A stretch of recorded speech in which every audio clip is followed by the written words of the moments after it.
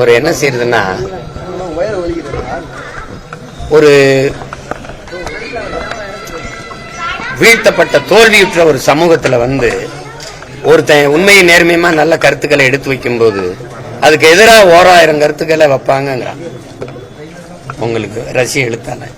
அது மாதிரி இதை நம்ம இதெல்லாம் ஒரு மாற்று கோட்பாட்டை முன்வைக்கும் போது, இப்ப நான் சொல்றது அறிவியல் உயிரியல் உண்மையை பேசுறேன், இதுல கற்பனை எல்லாம் பேச முடியாது. நான் மரங்களும் பேசிக்கிற போது சிரிச்சிங்க, ஜப்பான் அதை ஆதாரப்பூர்வமா வெளியிடும் போது அமைதியா இருக்கிறீங்க. நாம் காடுகளில் தீப்பற்றி எரியாம பற்றிய தீ தொடராம இருக்கணும்னா அங்க ஆடு மாடுகள் போய் மேயணும்னு அதை நீங்க சிரிச்சிங்க. அங்க கூகுள் நிறுவனம் அவனுடைய அலுவலகத்தை சுத்தி 100 மாடுகளை விட்டு தினம் மேய விடுறான்னு சிரிச்சிங்க. அப்புறம் ஆதாரத்தோட எடுத்து போட்டோம்னா அமைதியா இருக்கு. இது அத ஒண்ணு அறியாமையில இருக்கிறவங்களுக்கு நீங்க கற்பிக்கலாம், பொறாமையில இருக்கிறவனுக்கு என்ன போதிக்க முடியும்? ஆனா தொடர்ச்சியா நீங்க சொல்லுவீங்க, அது குட்டி கதையை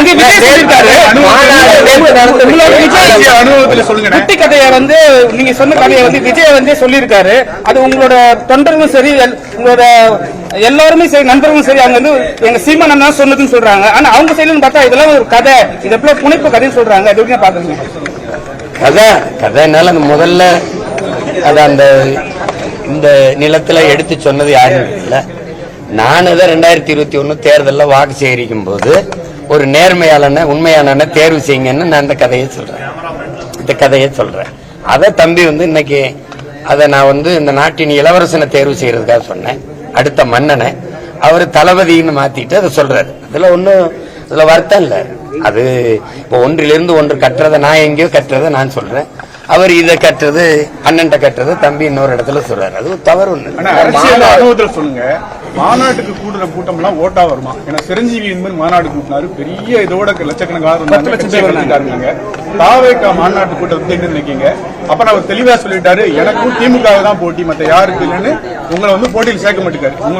அது இப்போ போட்டின்னு நம்ம எல்லாரும் சொல்லலாம். இப்ப நானும் திமுகவும் போட்டின்னு சொல்லலாம், அதிமுக எங்களுக்கும் திமுகவுக்கு தான் போட்டின்னு சொல்லுது. தம்பியும் அதே கருத்தை சொல்றாரு. இப்ப ஒரு எளிய ஒரு கேள்விதான், ஒரு சித்தாந்தத்தை ஏற்கனவே முன்வைக்கப்பட்டு அது மக்களால் ஏற்கப்பட்டு சித்தாந்தமா ஏற்கப்பட்டுச்சா எப்படி ஏற்கப்பட்டுச்சுங்கிறது வேற.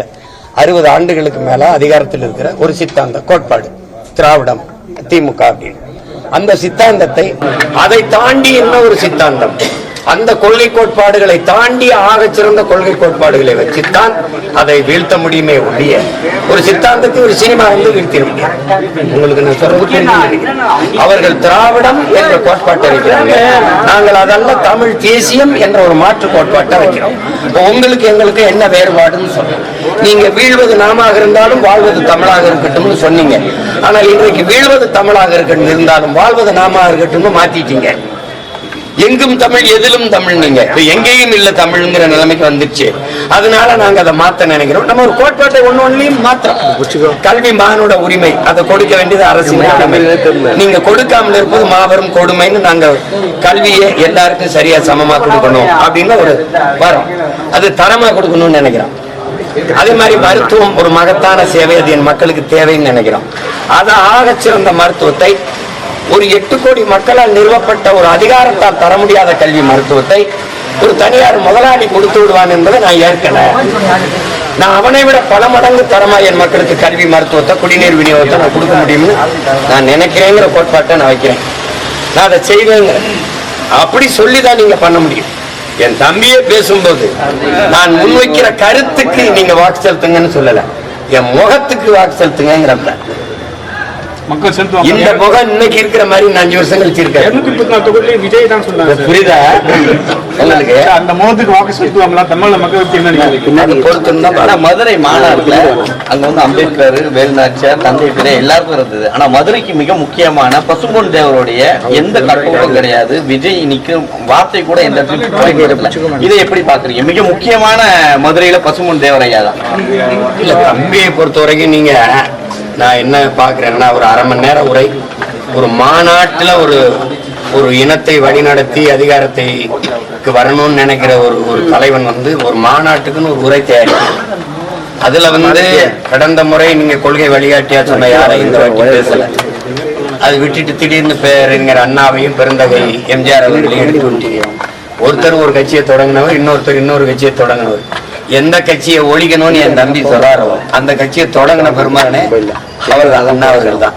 அப்ப அவர் வழியில போய் அவர் கட்சியை ஒழிக்கிறதுங்கிறது அது அடிப்படை வேடிக்கை. ரெண்டாவது மதுரை அப்படின்னாவே என் தம்பி தராம பாருங்க. ஒண்ணு மீனாட்சி அம்மன் கோயில், வைகை, அப்புறம் நாங்க இப்ப ஜிகிர் தண்டா, ராத்திரி அட்லி கடையெல்லாம் எப்ப வந்துட்டாங்க, அதெல்லாம் அடையாளம். மதுரைன்னா அதுக்கு நான் தேடி அதுக்கு சொல்லணும். அதை விட்டுட்டு அவங்க பேசுற போது பாருங்க, எம்ஜிஆர் யாருன்னு தெரியுமா, உங்களுக்கு எம்ஜிஆர் யாருன்னு தெரியுமா, உனக்கு தான் தெரியுது, எல்லாரும் தெரியும், அவரை புகழ்ந்துருக்கான் இல்ல. அவர் அப்பதான் தெரிஞ்சுக்கிறாரு எம்ஜிஆர் யாருன்னு தெரியுதா, எங்க அண்ணன் விஜயகாந்த் தெரியுது. நான் என்ன கேட்கிறேன், அவர் கட்சி ஆரம்பிச்சாப்ல ஒரு போட்டிட்டாரு, நான் கூட அவர் போட்டிட்ட அவர் கட்சி வேட்பாளர்கள்லாம் போய் ஆதரவா வேலை செஞ்சேன். அவருக்கே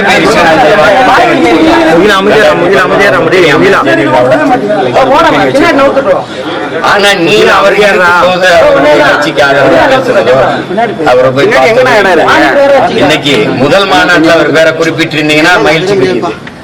முதல் மாநாட்டுல பேரறிஞர் அண்ணா பெருந்தகை எம்ஜிஆர் மகிழ்ச்சி கிடைக்குது.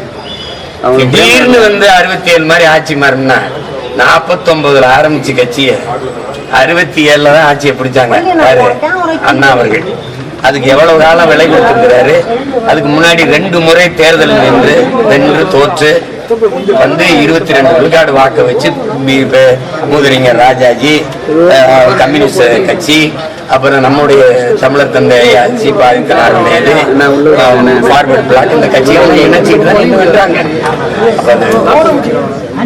ஆண்ட சொல்லிட்ட மாதிரி அது டப்புனு மாறிடாது. நீங்களும் தனித்திருக்கீங்க, தாவேக்காவும் தனித்திருக்கீங்கன்னு சொல்றாங்க. 2 பேருக்கான போட்டி எப்படி இருக்கும்? மதுரை மாநாட்டோட கூட்டம் ஓட்டமா இருக்கும். மேடையில ஆட்சியில பங்குன்னு சொல்லியிருக்காரு. நாங்க வந்து நீங்க இந்த நாடு என் கனவுக்குள்ள ஒரு நாடு இருக்குல்ல, அந்த நாடு எப்படி இருக்குன்னு உங்களுக்கு காட்டும்.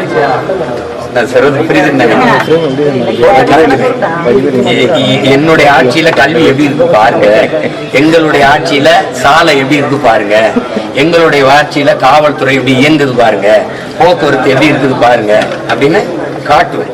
இது சாத்தியமான பாருங்க, இந்த நாட்டுல சாத்தியப்படுது பாருங்க, இப்படி வேலை வாய்ப்பை கொடுப்பேன் பாருங்க, இப்படி மருத்துவத்தின் தரத்தை கொடுப்பேன் பாருங்கன்னு என்ன சொல்லுவேன். பேசி நீங்க நம்பல, ஏன்னா 15 வருஷம் என்னை காலி பண்ணிட்டீங்க. ஆனா இப்ப நான் உங்களை நம்பல, அதனால என்ன செய்யறேன், இந்த வாரம் இப்படி இருக்கும்னு காட்டி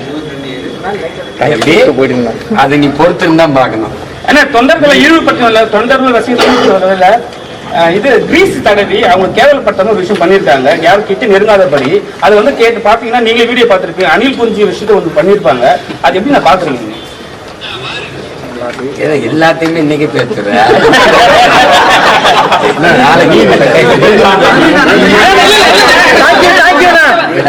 நீதிமன்றத்தில் சமீபத்தில்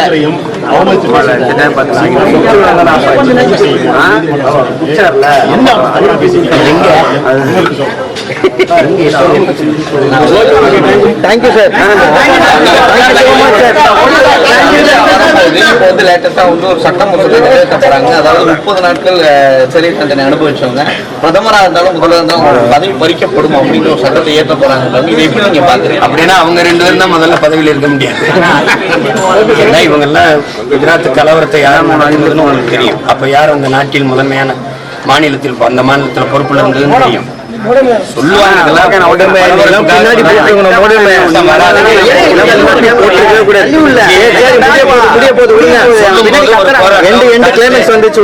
அந்த வேற பக்கம் கவனத்தை திசை திருப்பிட்டு அதை பத்தி நம்ம பேசிட்டு இருக்கோம்.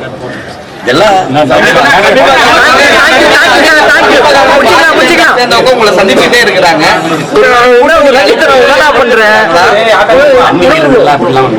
திமுக அதிமுக கூட தான் சந்திக்கிறாங்க. ஏன்னா எல்லா கட்சியிலையும் சொந்த கருத்து